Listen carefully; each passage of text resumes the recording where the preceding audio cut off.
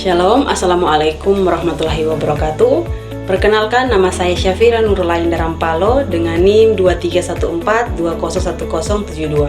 dari kelas A3 Keperawatan semester 2. Saya membuat video project ini untuk memenuhi tugas UAS dari mata kuliah Keterampilan Dasar Keperawatan dengan tema infeksi nosokomial dengan dosen pengampu Nurse Engrin Nindi Escape MKes.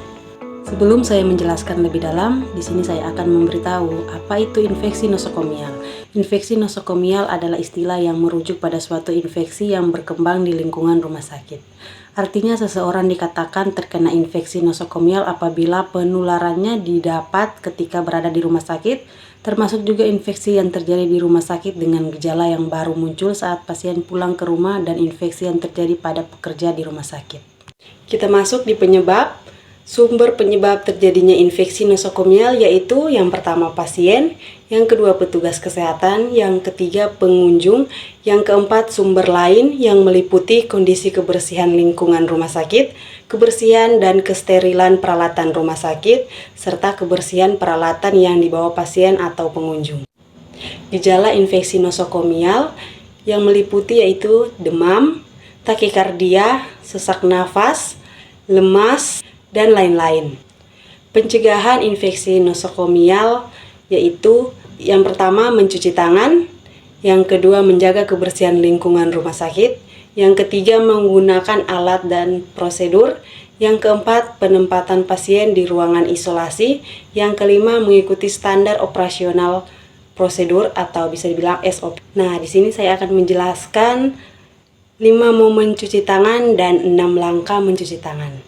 Di dalam 5 momen mencuci tangan, yang pertama sebelum kontak dengan pasien, yang kedua sebelum tindakan aseptik, yang ketiga setelah terkena cairan tubuh pasien, yang keempat setelah kontak dengan pasien, dan yang terakhir setelah menyentuh lingkungan sekitar pasien. 6 langkah cuci tangan. Yang pertama, tuangkan cairan hand rub pada telapak tangan, kemudian usap-usap, gosok telapak tangan secara halus dan arah berputar. Yang kedua, usap dan gosok kedua punggung tangan secara bergantian. Yang ketiga, gosok sela-sela jari hingga bersih.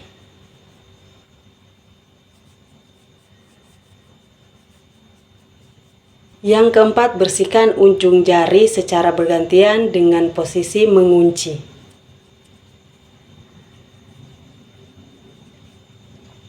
Yang kelima, gosok dan putar kedua ibu jari secara bergantian.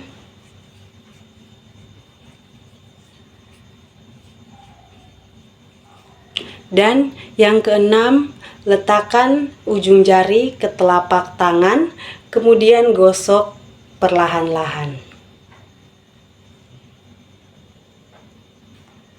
Pengobatan. Sambil menunggu hasil kultur bakteri, pengobatan awal untuk infeksi nosokomial adalah pemberian antibiotik secara espiris, yaitu pemberian antibiotik yang tidak spesifik sebelum ada hasil dari kultur. Kesimpulannya yaitu adanya infeksi nosokomial menunjukkan pentingnya praktik kebersihan yang baik di lingkungan medis dan pemantauan infeksi secara ketat. Kiranya langkah-langkah yang saya jelaskan tadi di video ini akan membantu dalam pengobatan dan pencegahan infeksi nosokomial yang serius. Sekian tugas video project saya. Jika ada kurangnya saya mohon maaf yang sebesar-besarnya. Semoga apa yang saya sampaikan berguna untuk saya sendiri dan banyak orang. Terima kasih. Anda baru lulus SMA atau SMK yang masih bingung mencari tempat kuliah terjangkau dan fasilitas yang memadai, namun dengan tenaga pendidikan yang profesional. Saat ini saya akan mempromosikan kampus saya, yaitu Universitas Pembangunan Indonesia Manado, atau biasa kita kenal dengan sebutan UNPI. Di kampus kita mempunyai 6 program studi. Yang pertama, ada Fakultas Keperawatan, yang kedua ada Fakultas Pertanian, yang ketiga ada Ilmu Sosial dan Politik, yang keempat ada Fakultas Hukum, dan yang kelima ada Fakultas Teknik, yang keenam ada Fakultas Sastra. Jika Anda masih bingung mencari tempat kuliah, mari bergabung bersama kita di Universitas Pembangunan Indonesia Manado. Kampus kita juga mempunyai program beasiswa dan bidik misi.